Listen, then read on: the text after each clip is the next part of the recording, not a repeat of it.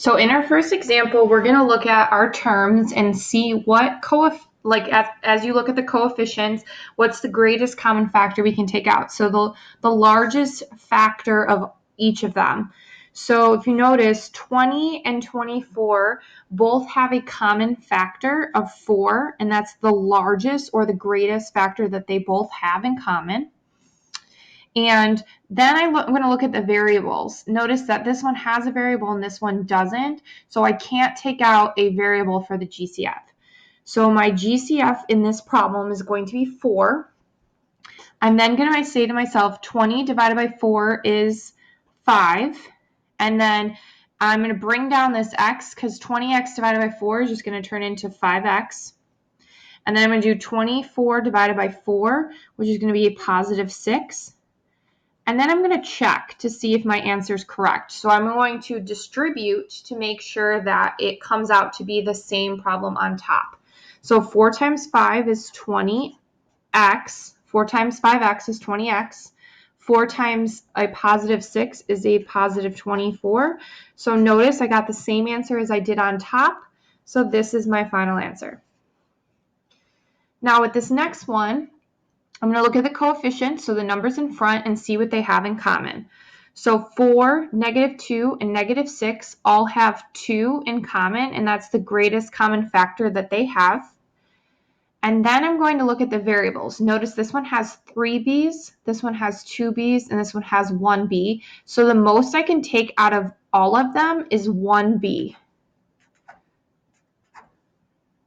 So my GCF is going to be 2b. I'm then going to find out what is my terms on the inside of my parentheses. So 4 divided by 2 is 2, and I have b to the third divided by b, so that means 3 minus 1, which is going to give me b to the second. -2 divided by 2 is going to give me a -1, and I don't have to show that -1. I can if I want to, but I'm not going to. B to the second divided by b, so that's 2 minus 1, which is going to give me b. -6 divided by 2 is going to give me -3. B divided by b, which is 1 minus 1, which gives me 0. B to the 0 power is just 1. So I'm going to see if this answer is correct. So I'm going to check. 2 times 2 is 4.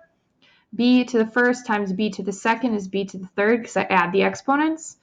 This is going to be -1 times 2, which is -2.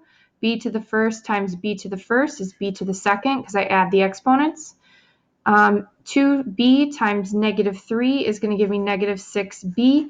Notice it's the same as it is on top, so this is my final answer. Now, one thing you have to note is that if the leading coefficient is negative, your GCF must be negative. So in this case, my coefficients, notice my leading coefficient is negative, so I know I have to take out a negative from each of these. The greatest common factor that they have is going to be 3.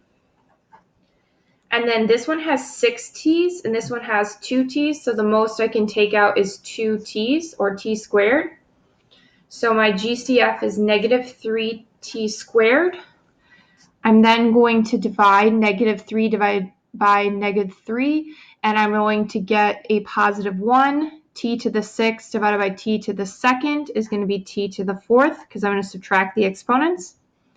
18 divided by -3 is -6.